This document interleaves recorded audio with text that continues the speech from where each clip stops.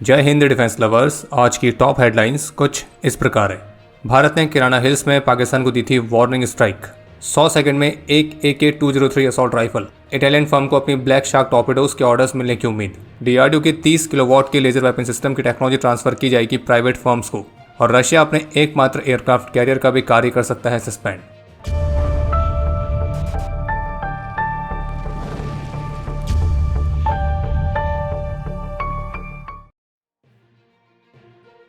आप सभी को ध्यान होगा कि ऑपरेशन सिंदूर के दौरान जब पहले कुछ वीडियोस सोशल मीडिया पर आई थी जिनके माध्यम से क्लेम किया जा रहा था कि भारत ने अपनी जवाबी कार्रवाई में पाकिस्तान के किराना हिल्स को भी टारगेट किया है, जिसको लेकर कहा जाता है कि वहां पर पाकिस्तान की न्यूक्लियर वेपन्स की स्टोरेज फैसिलिटी है।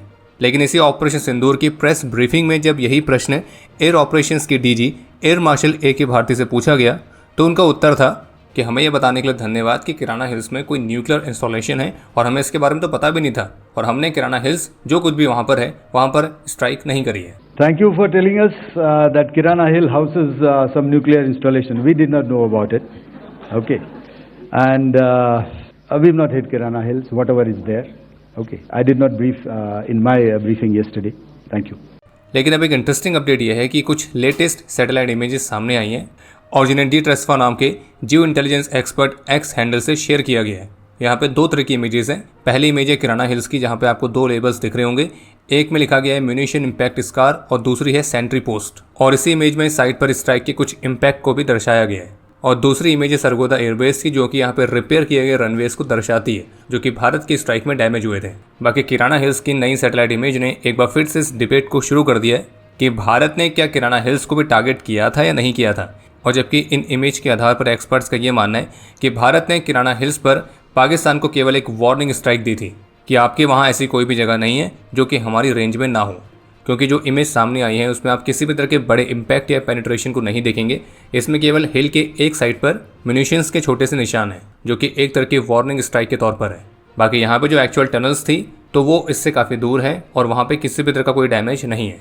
बाकी रिपोर्ट्स के मुताबिक जो किराना हिल्स है वो पाकिस्तान की कोई आम मिलिट्री साइट नहीं है, बल्कि ये जो रीजन है पाकिस्तान के न्यूक्लियर वेपन्स प्रोग्राम से काफ़ी क्लोजली जुड़ा हुआ है। और ऐसा भी कहा जाता है कि 1980s में इसे सब क्रिटिकल न्यूक्लियर टेस्टिंग के लिए इस्तेमाल किया गया था और यहाँ पे अंडरग्राउंड स्टोरेज फैसिलिटीज़ भी हैं। और चूंकि ये सरगोदा एयरबेस के बेहद ही करीब है तो इससे इसकी जो रणनीतिक महत्वता है वो और बढ़ जाती है। और यही कारण भी है कि अगर इस क्षेत्र पर भारतीय हमले का सुझाव भी एक रेगुलर बॉर्डर क्लैश से कहीं ज़्यादा महत्वपूर्ण है। बाकी इन विजुअल एविडेंस को लेकर फिलहाल अभी तक इस मामले पर पाकिस्तान की तरफ से कोई भी ऑफिशियल वर्ड देखने को नहीं मिले और बाकी भारतीय वायुसेना तो पहले ही इन सभी चीज़ों से डिनाई कर चुकी है।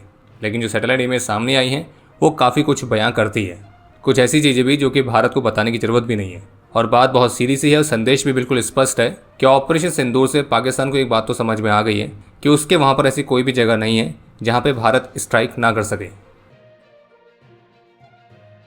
इकोनॉमिक टाइम्स की रिपोर्ट के मुताबिक भारतीय नौसेना के लिए हैवी वेट टॉर्पेडोज को सप्लाई करने वाला जो ग्लोबल कंपटीशन है तो उसमें इटालियन फर्म WASS को भारतीय नौसेना से ऑर्डर्स मिलने की पूरी उम्मीद है। और इस कंपटीशन में फ्रांस की नेवल ग्रुप भी कॉम्पीट कर रही है, जबकि इटालियन फर्म ने अपनी ब्लैक शार्क टॉर्पेडो भारत को ऑफर कर रखी है। और रिपोर्ट के मुताबिक नेवी इस महीने के अंत तक इस टेंडर की प्राइस बिड्स को ओपन कर सकती है और जिसमें चांसेस इटालियन फर्म के जीतने के ज़्यादा हैं। और वैसे शुरुआत में तो नेवी 48 टॉर्पेडोज को ले रही है, लेकिन टोटल रिक्वायरमेंट 200 से अधिक टॉर्पेडोज की है। और इसलिए जो आगे चलकर बड़ी संख्या में टॉर्पेडोज के ऑर्डर्स होंगे तो उन्हें मेक इन इंडिया इनिशिएटिव के तहत ही ऑर्डर किया जाएगा।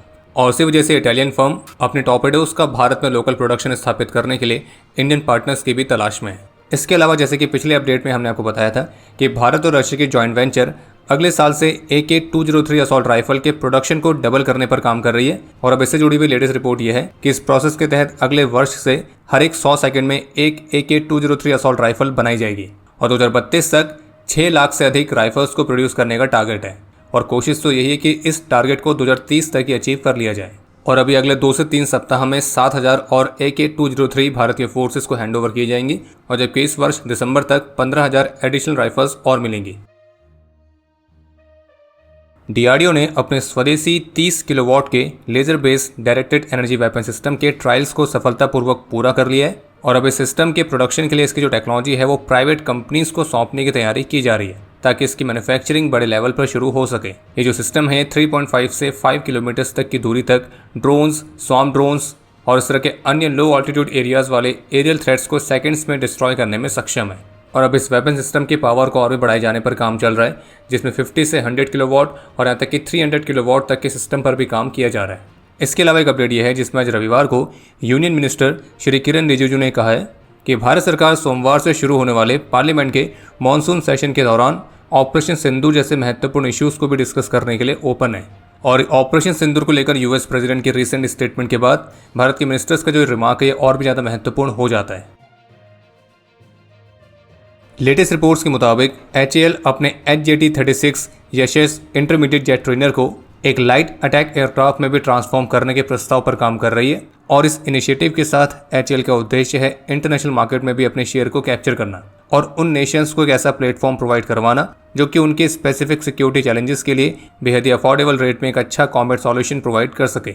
हालांकि ये जो HJT-36 यशस है तो इसे ओरिजिनली भारतीय वायुसेना की स्टेज 2 ट्रेनिंग के लिए ही विकसित किया गया है, लेकिन इसमें लाइट अटैक और एयर डिफेंस रोल को निभाने का भी पोटेंशियल है, तो इसी वजह से इस एयरक्राफ्ट को एक लाइट अटैक एयरक्राफ्ट में ट्रांसफॉर्म करने पर भी विचार किया जा रहा है। इसके अलावा एक अपडेट है जम्मू कश्मीर से, जहां किश्तवाड़ में स्पेसिफिक इनपुट्स के आधार पर आर्मी ने एक ऑपरेशन लॉन्च किया है और अभी जिससे में हमें वीडियो रिकॉर्ड कर रहे हैं तब तक आई रिपोर्ट्स के मुताबिक यहाँ पे आतंकियों के साथ कॉन्टैक्ट एस्टैब्लिश हुआ है और ये ऑपरेशन फिलहाल अभी जारी है और इस पर जो भी अपडेट्स रहेंगे हमारे अगले डिफेंस अपडेट से आपको उसकी जानकारी मिल जाएगी।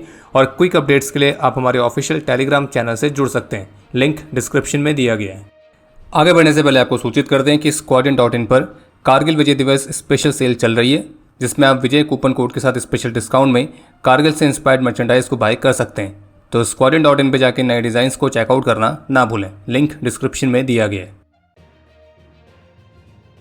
रशियन मीडिया के मुताबिक रशिया का जो एकमात्र एयरक्राफ्ट कैरियर है एडमिरल कुज्नेत्सोव, जिसका रिफर्बिशमेंट और मॉडर्नाइजेशन का कार्य चल रहा था, तो अब उसे कुछ समय के लिए सस्पेंड किया जा सकता है और रशियन फेडरेशन नेवी यानी कि RFN और यूनाइटेड शिप बिल्डिंग कॉर्पोरेशन यानी कि USC, तो इन दोनों के रिप्रेजेंटेटिव्स जल्दी इस बात का निर्णय लेंगे कि इस एयरक्राफ्ट कैरियर के कार्य को आगे कंटिन्यू करना है या नहीं। और आपको बता दें कि रशिया का जो ये एकमात्र एयरक्राफ्ट कैरियर है तो इसकी जो लास्ट ऑपरेशनल डिप्लॉयमेंट थी वो फरवरी 2017 में थी और तब से वापस आने के बाद ये रिपेयर फैसिलिटी में ही खड़ा है। और शुरुआत में इसके सेंसर्स, डिफेंसिव वेपनरी और मिशन सिस्टम्स को ओवरहॉल करने के लिए लगभग $800 मिलियन तक के बजट को पास किया गया था, लेकिन अक्टूबर 2017 तक रिपोर्ट्स आई थी कि इस बजट को भी हाफ कर दिया गया है और उस आधे बजट के साथ फिर केवल शिप के क्रिटिकल इंफ्रास्ट्रक्चर और पावर प्लांट को ही रेनोवेट करने पर फोकस किया गया। बाकी अब समय है आज के इतिहास का। आज के दिन 1997 में जम्मू कश्मीर में अपने अदम्य साहस और वीरता का परिचय देते हुए सेकंड लेफ्टिनेंट पुनीत नाथ दत्त वीरगति को प्राप्त हुए थे और इन्हें मरणोपरांत अशोक चक्र से सम्मानित किया गया। और आपके लिए आज का प्रश्न है, वर्तमान समय में दुनिया में कितने देशों के पास एयरक्राफ्ट कैरियर्स हैं? और अब समय है आज के टॉप 3 कमेंट्स का, जो ये रहे आपकी स्क्रीन पर।